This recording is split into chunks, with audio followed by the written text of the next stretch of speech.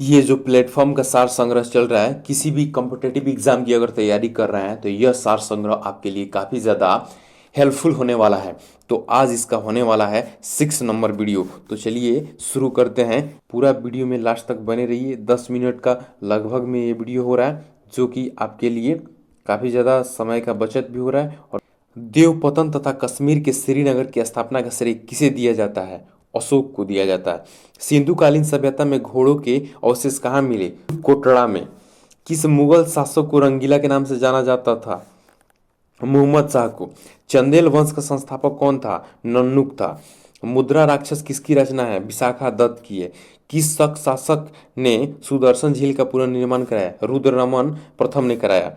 प्रसिद्ध पेशवा वंश में प्रथम पेशवा कौन था? बालाजी विश्वनाथ।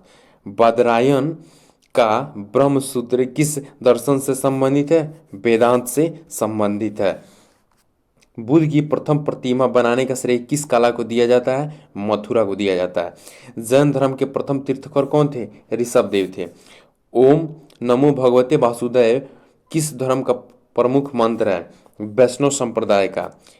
पिरामिडाकार विमान किस शैली के मंदिरों के खास अंग है? द्रविड़। भारत के किस सम्राट ने चीन की सेना को परास्त किया? कनिष्क ने। महारानी विक्टोरिया ने भारत की महारानी की उपाधि किस वर्ष धारण किया था? 1877 में धारण किया था। लॉर्ड डलहौजी ने अपहरण की नीति के अंतर्गत सर्वप्रथम किस राज्य को अंग्रेजी साम्राज्य के अधीन रखा? सतारा को। सिविल सेवाओं में प्रतियोगी परीक्षाओं के माध्यम से भर्ती का नियम कब बना? 1853 में बना। गुरु अर्जुन देव के वध के पश्चात कौन गुरु बने? गुरु हरगोविंद बने। होयसाल राज्य किस प्रदेश में स्थित है? कर्नाटक में। समुद्रगुप्त की उपलब्धियों का वर्णन मिलता है इलाहाबाद प्रस्ती में मिलता है। विक्रमादित्य की उपाधि किसने ग्रहण की? चंद्रगुप्त द्वितीय ने। कनिष्क ने किस धर्म को संरक्षण दिया? महायान बौद्ध धर्म को कनिष्क ने संरक्षण दिया। ईस्ट इंडिया कंपनी की स्थापना के समय भारत का शासक कौन था? अकबर था। अलाउद्दीन द्वारा धर्म की उपेक्षा करने के लिए किस समकालीन मुस्लिम लेखक ने उसकी आलोचना की? बर्नी ने की। कौन सा दिल्ली सुल्तान अशोक स्तंभ को दिल्ली लाया था? फिरोज शाह तुगलक लाया था। किसने शासन काल में मराठों के राज्य का सर्वाधिक प्रसार हुआ? बालाजी बाजीराव के शासन काल में हुआ। अवध का अंतिम नवाब कौन था? वाजिद अली शाह अवध का अंतिम नवाब था। हड़प्पाकालीन मुहरों पर अंकित श्रृंग युक्त शिरोवस्त्र पहने और पशुओं से घिरे हुए योगी की पहचान किस रूप में की गई है? पशुपति शिव के रूप में की गई है।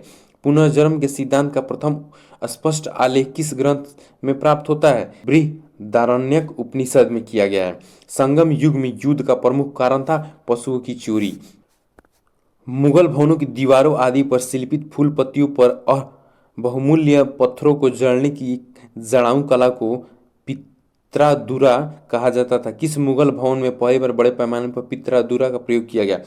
आगरा में इमदाद उद दौला के मकबरे में किया गया था। यानी कृत्य कल्पतरु के लेखक लक्ष्मीधर भट्ट किस राजा के मंत्री थे? गोविंद चंद्र गहरवाल के मंत्री थे। अब इसके सेकेंड भाग की तरफ आते हैं। सेकेंड भाग को अगर वीडियो आप सभी को अच्छा लग रहा हो तो ज़्यादा से ज़्यादा लाइक कीजिए। प्रसिद्ध गुलाम तुर्क अमीरों के संघ चालीसा की स्थापना किसने की? इल्तुतमिश ने की थी। अकबर के अल्पायु होने के कारण 1556-1560 तक मुगल साम्राज्य के शासन की जिम्मेदारी किसके हाथों में थी? बैरम खां के हाथों में थी। रेगुलेटिंग एक्ट की खामियों को दूर करने के लिए 1784 में कौन सा एक्ट पारित किया गया? पिट्स इंडिया एक्ट पारित किया गया। एलोरा के प्रसिद्ध कैलाश मंदिर का निर्माण किस राष्ट्रकूट शासक ने कराया था? कृष्ण प्रथम ने कराया था। मौर्य काल में मार्ग कर वसूलने वाले अधिकारी को कहते थे? शुल्काध्यक्ष कहते थे। मोहनजोदड़ो की खुदाई किस नदी के तट पर हुई थी? सिंधु। अकबर जिसे अपने जीवन काल में पूर्ण न कर सका परंतु उसे जहांगीर ने पूरा किया, वह कौन सा कार्य था? मेवाड़ की अधीनता। किस राजा के शासनकाल में अष्ट प्रधानमंत्री परिषद हुआ करती थी? शिवाजी। मुगल काल के प्रसिद्ध चित्र साइबेरियाई सारस का चित्रण किसने किया? मंसूर ने किया था। जालिम हुमायूं के नाम से प्रसिद्ध शासक किस देश का था? बहमनी वंश का। राजा की उत्पत्ति के विषय में प्रथम साक्ष्य किस ग्रंथ में मिलता है? ऐतरेय ब्राह्मण में मिलता है। विशुद्ध मार्ग की रचना किसने की? बुद्धघोष ने की।